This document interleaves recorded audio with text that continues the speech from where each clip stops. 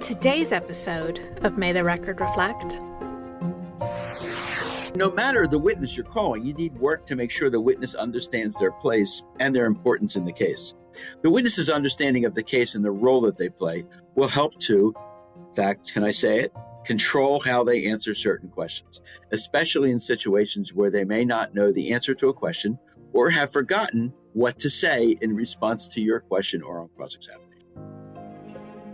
We often talk about using head notes and chapter headings and talking about a good, cogent, direct examination. But witnesses often get impatient and they want to blurt out the good facts far ahead of those good facts making any sense in the context of the case. Working with them on this is worth the time involved. That was Tom Innes and Mary DeFusco. And this is May the Record Reflect.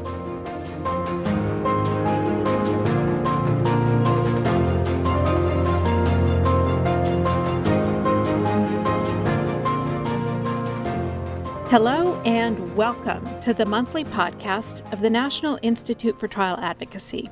I'm your host, Marcy Mangan, and in today's episode, I am pleased to welcome back Tom Innes and to introduce his longtime colleague, Mary DeFusco. Tom and Mary worked at the Defender Association of Philadelphia for over 30 years, with Tom heading up the prison advocacy practice and Mary having recently retired as Director of Attorney Training and Deputy Chief of the Municipal Court Unit. Combined, these two trial advocates have tried hundreds and hundreds of jury trials to verdict. But today, they join me on May the Record Reflect to discuss their suggestions for controlling your witness that go beyond the usual good listening skills and one fact at a time line of questioning. According to Tom and Mary, it all comes down to how meticulously you prepare your witness, and they have some tips for you that you may not have heard before. Here's our interview.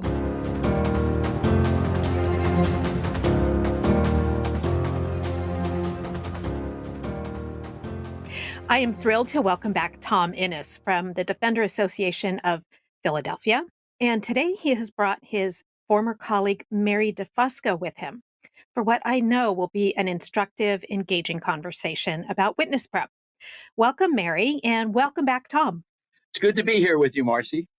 Thank you, Marcy. It's fun to be here. So every day in every courtroom, hearing room, deposition site, and adjudicatory venue, witnesses take the stand and swear or affirm to tell the truth. Lawyers prepare examinations in advance to ask them questions, but all too often the second part of that conversation and preparation does not occur.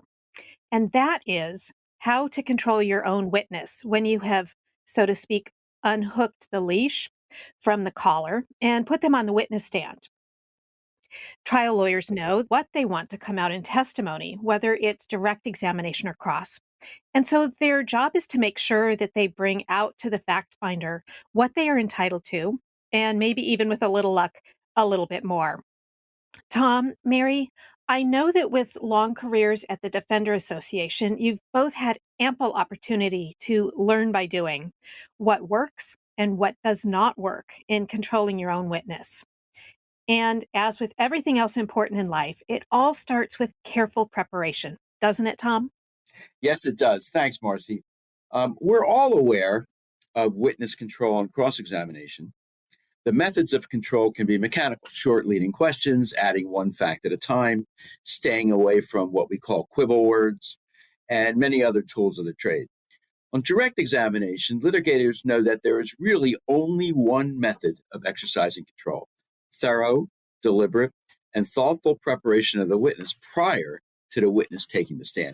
Once the witness takes the stand, there's not a lot that the rules of evidence and rules of court permit counsel to do in order to regain the control of a wayward testifier. Leading questions, redirecting the witness, and correcting your own witness, they may all be objected to, and your conduct might indeed be controlled by the court, ruled improper, and the objection sustained. Tom, absolutely. And making sure in advance that the witness understands the few control methods you have in your arsenal is critical. It doesn't need to be said that good preparation involves sitting down with the witness and spending the time necessary to make sure that your witness is comfortable and that you're comfortable with what the witness will say, as well as how the witness will say it. But equally, you must be comfortable with the readiness of the witness for cross-examination. For sure, spending the required time with the witness is extremely important. We're not just talking about running through his or her testimony a couple times to make sure the witness says the bullet points of what you want and what you need. There's much more involved. Okay, so before we get into that, I just want to interject with a really quick question. Tom, I know that you watch The Pitt. Yep. So the second season just started, and for those who also watch, you know that there's this young ER doctor, Dr. King, who has been named in a med mal claim against the hospital. And she's been, shall we say, invited to be deposed. And she is really, really nervous, and she's so preoccupied with it. And every time that she mentions that she's got this deposition coming up, I am thinking to myself, so much of this agony she's going through could be relieved by a prep session with counsel. Why hasn't she been prepped yet? So my question to you then is, what does the timeline for witness prep actually look like? Well, Marcy, let me first preface this by saying that my family is obsessed with the Pitt. My daughter-in-law is an emergency room doc in York, Pennsylvania, and after every show, we're sending notes back and forth about text back and forth about whether what's going on there is real. And she literally tells us that 95% of what's happening on the show is real. And, that's just not the medical part. It's also what I see, the legal part. So here's what happens. Generally speaking, we, NITA, the people who teach depositions, generally we teach people to do the final prep for a deposition 1 or 2 days before the deposition itself. That way, it will be close enough to the depo for the witness to remember the prep, but still leave time, at least a single night, to think things over before the deposition itself and to ask any questions about the prep. That's the final stage, but the prep for testimony begins much earlier. It begins almost when the witness first comes in and you start talking to the witness about his or her testimony. But when it comes down to it, the final prep for the deposition is a day or two beforehand. And I can see that Dr. King is the doctor that we're talking about in the med mal case. And she's a young doctor, and she's completely frenetic and anxious about testifying. And the realism of that is that she may well have been prepped, but she's never testified before. She's probably never been sued in a med mal case before, and she's a nervous wreck. And that's what we really see both at depositions and getting witnesses ready for trial. And that, again, is why preparation is so key to what we're doing, and what we're talking about today is so key to the process. So there is so much more to it than just creating a script and running through it with a witness, right? So let's talk about the methods of control that you have and how to explain them to your witness. Tom, would you like to kick us off? So, Marcy, no matter the witness you're calling, you need work to make sure the witness understands their place and their importance in the case.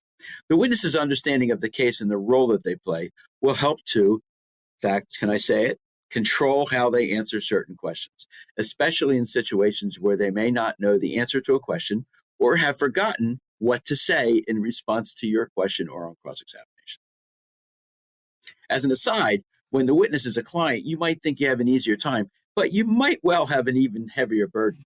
Well, the client, being integrally involved in the events leading up to the litigation, may think that she or he understands implicitly what the case is about and what testimony is necessary, but may not at all, quote unquote, get how things need to be said, what specific words need to be used, and how to most persuasively explain that to the fact finder, be it a judge or a jury. The client may get testy and may not be willing to spend the time that's necessary in prep. In fact, they might even accuse you, I've had this happen to me, of being finicky or nitpicky or overly concerned. Yeah, and so what that does is creates a little negative interaction between you and the client or the witness. So you want to make sure that that doesn't happen. You have to make sure to explain why certain wording is at least beneficial, if not required, beneficial if not required, to your side in your question or their answer. This again means taking the time to make certain they understand their role in the litigation. Tom, you're making an absolutely excellent point here. I was actually a witness once testifying before a jury myself, and it was on a medical malpractice case. I was very grateful that the attorney who prepped me took the time to explain to me the standard for medical malpractice and how it differed from ordinary negligence. He didn't assume because I was an attorney that I knew that. He took the time to do it, and it made all the difference in the way I saw my role in the case. So at the end of the day, preparation in all things and not just taking a case to trial is really all about being organized in advance. Mary, what role does good organization play in prepping someone to give testimony? I think it's super important to spend the time explaining what the organization of your direct testimony looks like. Explain how each fact has a place in your organization and when that fact will be elicited and how you're going to do that. We often talk about using head notes and chapter headings and talking about a good, cogent, direct examination. But witnesses often get impatient and they want to blurt out the good facts far ahead of those good facts making any sense in the context of the case. Working with them on this is worth the time involved. An example of that would be you call the witness at a witness stand and say, "Can you introduce yourself to the jury?" And the witness says, "My name's Tom Innes, and I saw the car run that red light." And this is something that lawyers frequently don't think about during preparation. I actually learned this the hard way when a witness I was attempting to have accepted by the court as a first time expert blurted out her opinion as an expert before I had even proffered her to the court as an expert. Talk about embarrassing, more so for me than for the witness. So I want to circle back to something that you mentioned a couple minutes ago, Tom, that sometimes a witness is forgetful or understandably they get really nervous and they seize up under the pressure of giving testimony. Yeah, I mean, most witnesses, except for those who testify a great deal, police officers and some experts, will be very anxious when they're called to testify. Let's look at Dr. King in the Pitt, right? To the vast majority of people, the courtroom, the taking of the oath, the sitting next to a judge in a robe, with a jury sitting and looking at them, with an adversary waiting to trip them up, can turn them into nervous wrecks, no matter the time spent with them in prep sessions, or no matter how much they seem like they will carry it off before they hit the witness stand. And what might a witness, especially a witness that wants to be helpful to your side, what might that witness end up doing? They may guess the answer to a question, even on direct examination, and that guess may be wrong. One thing that is often not done in our experience in the witness prep sessions is to explain how, quote unquote, refreshing recollection works and how you well may be able to assist the forgetful witness. In the prep session, explain the importance of saying they don't recall rather than saying, "I guess," or "I'm not sure," and what the magic in those words are. Follow that by explaining the next thing you will ask is something to the effect of, "Would it assist you in remembering if I were to show you X?" And the X could be their statement, it could be a photograph, it could be anything.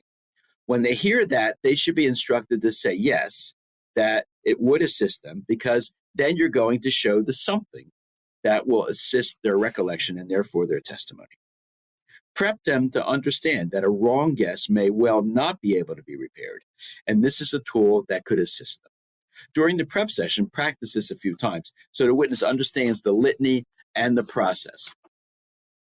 So the prep session again, can we talk about what we need to know about prepping witnesses for cross-examination? Of course, all good witness prep includes putting the witness through expected lines of cross examination.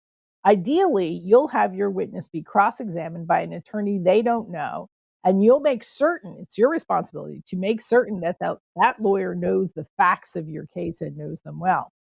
It's always suggested that whenever possible, the witness practices testimony in the actual courtroom, which is the situs of the trial.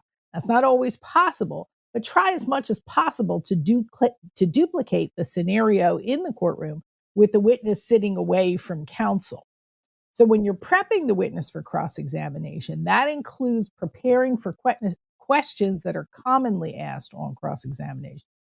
For instance, if we're dealing with a non-party witness, opposing counsel may ask the witness what you told the witness to say when you spoke to them about their testimony. So it's a good practice to tell every witness to tell the truth right? And also bring up the possibility of this question being asked on cross.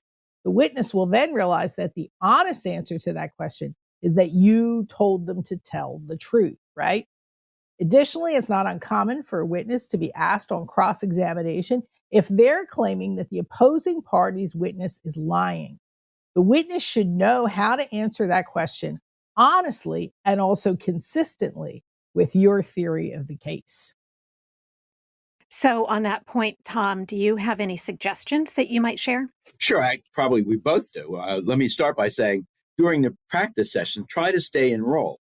If there are issues with the testimony, take notes on it and come back after you've gone through the complete director cross. You want the witness to be able to handle the director cross from beginning to end and incorporate the changes or suggestions you've made into a complete and more realistic director cross. So in other words, go through it once, talk to them about the changes that you're suggesting they make, and then have them go through it again so they get to a complete examination. Practice with the witness to wait until the end of the question and take a pause before answering to both give them a chance to breathe and digest the full question they're being asked to answer. And they should do that both on direct examination and on cross.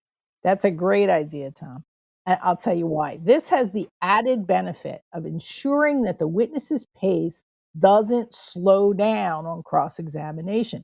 It's a really bad look in front of a jury if a witness answers every question promptly on direct, but then very slowly on cross.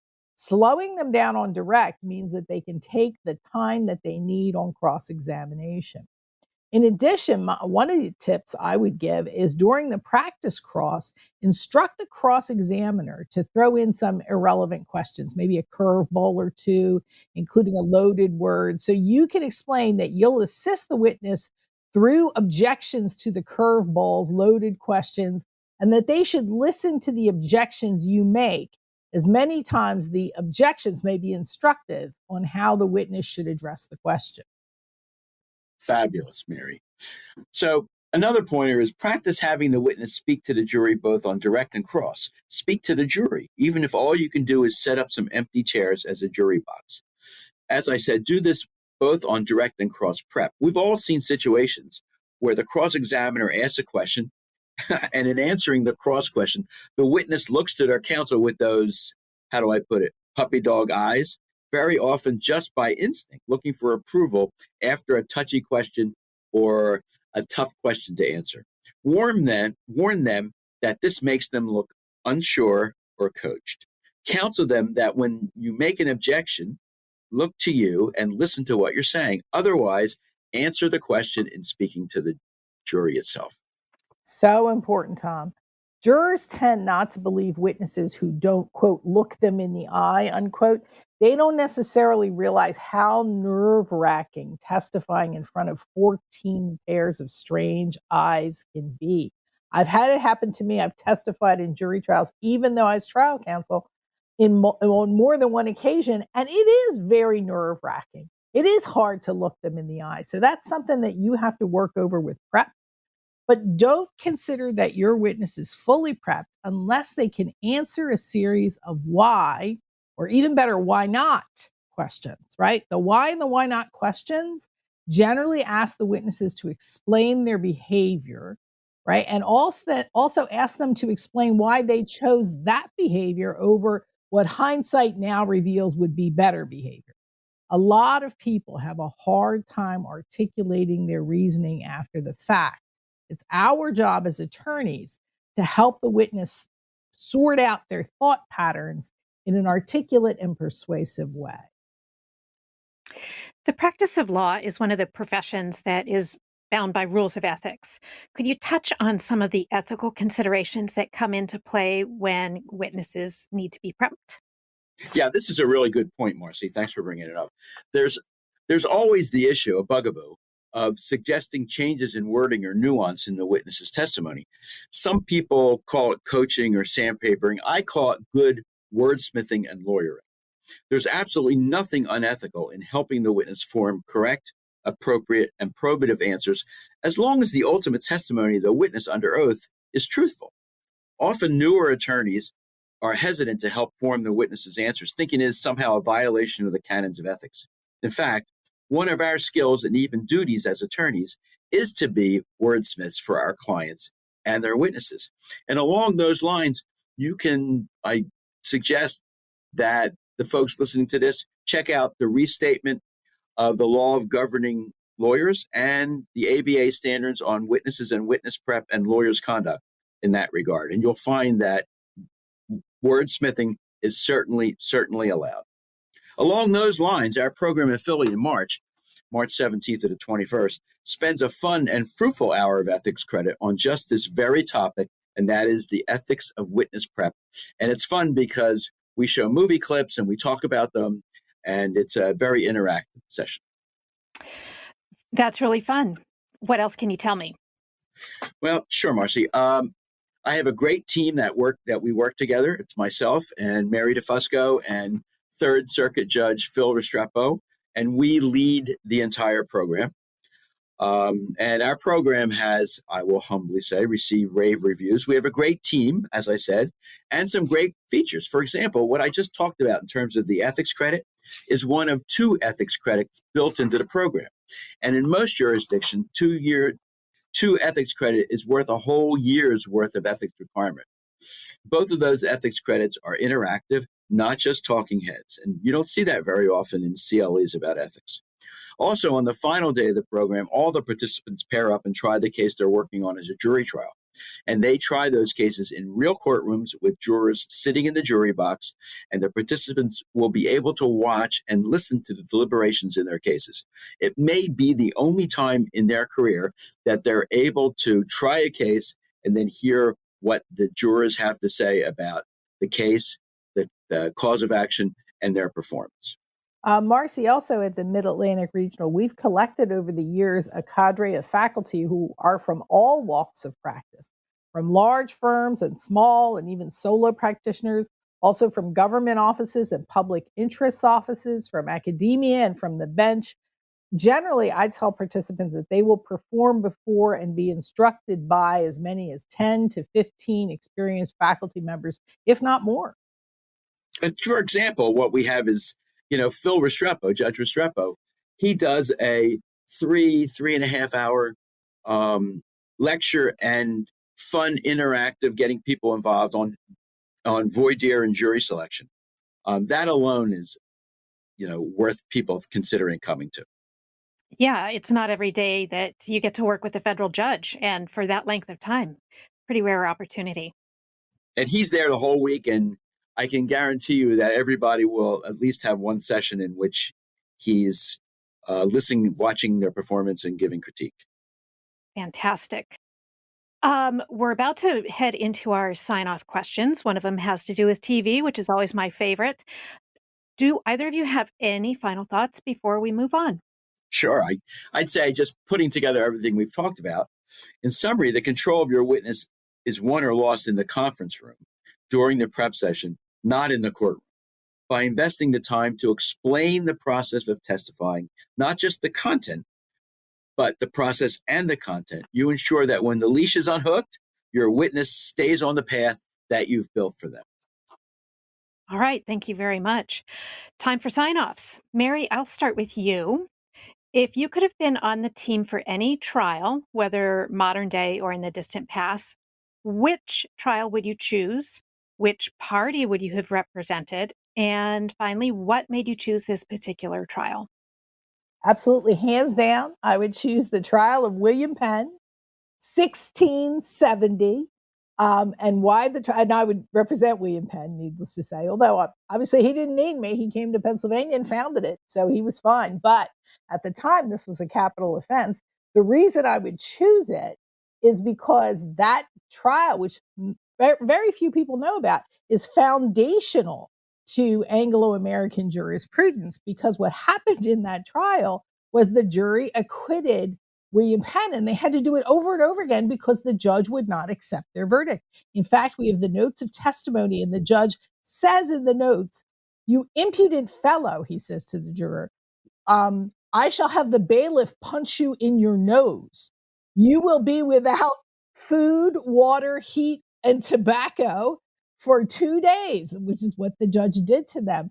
But the jurors held firm, and it was their case that went up to the Chief Justice, Sir John Vaughan, who then held that a jury could never be punished for their acquittal. That's what a jury is, according to Magna Carta. And that bedrock of Anglo-American jurisprudence was brought to this soil, and it's what we live and die under. That's why we have jury trials today. I would have loved to have even just been a fly on the wall for that trial. That's an important one. How about you, Tom? Well, first, let me say that the people listening to this can hear how incredibly different the faculty is in the program. Just the difference between Mary and I. Mary's so much more cerebral than I am. But so what I have two parts to the answer. One is, what would I like to witness?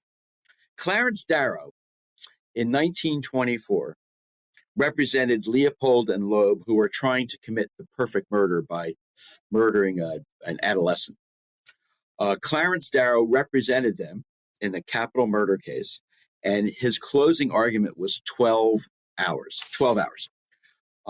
And because anybody at NITA who was present in the courtroom would be like dying, right? Because we would just all say, "What are you doing closing for 12 hours?" I want to go back and I want to see and hear Clarence Darrow do that closing, how he kept the people's attention, and how, in fact, he saved the lives of both of his clients, Leopold and Loeb. And just as important, that case involved one of the first times that mental infirmity was used as a defense and was successful, at least at the penalty phase. In terms of cases I like to be involved with, I was a founding board member of the Pennsylvania Innocence Project, and I'd love to be on the defense team at the original trials of many of those folks the Innocence Project has obtained exoneration for in Pennsylvania. Many of those cases exhibit marked ineffective assistance of counsel, and I can only hope that my participation on the trial defense team may possibly have saved some or many of those folks many years in custody by getting the not guilties they deserved the first time around. All right. Well, those were serious answers. So let's go back to TV. What have you been watching lately, Tom? We talked about the Pitt. Anything else? First of all, I would suggest watching. I love Billy Bob Thornton, and he's on TV in two shows right now. One of them is called Goliath, where he is a lawyer. So, we have to watch that, and he's fabulous.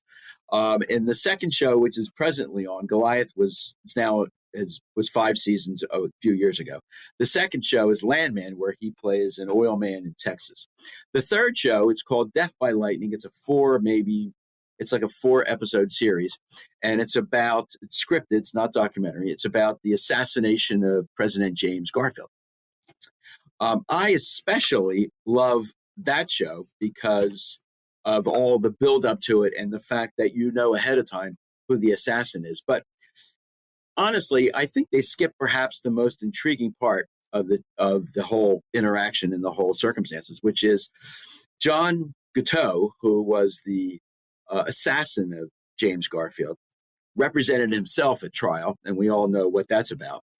And in fact, did things like sing to the jury. He was clearly mentally unstable. This was way before Clarence Darrow, by the way.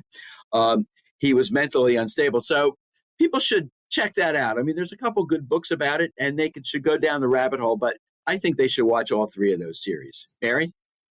Well, Tom, you got me again. I like to watch old movies. I'm a big fan of the old Hitchcocks, Vertigo, Dial M for Murder, Rear Window, tons and tons of wonderful, wonderful Hitchcock films. And you really, really, really realize when you see them why he became such a famous filmmaker, all the stuff he's got built in. Every time you see him, you see something new that you didn't see before. A fabulous discussion, friends. Thank you so much for spending this time with me here on the podcast. Thank you, Marcy. My pleasure. Thank you, Marcy. Glad to be here, as I said. If you like what you heard from Tom Innes and Mary DeFusco and would like to enhance your skills under the direction of some of the best and brightest trial lawyers and judges in the country, you can do just that. Check the show notes for the registration link to the Philadelphia Trial Program. You will also find a link to Tom's previous podcast episode about something he calls cross-examination math, so I hope you'll check it out. Thank you so much for listening to this episode. We'll be back again next month with a new one. So until then, we wish you the very best of luck in your depositions, motions, and trials. Happy lawyering! May the Record Reflect is a NEDA Studio 71 production. NEDA. We are advocacy enhanced, mentorship reimagined. Welcome to the community.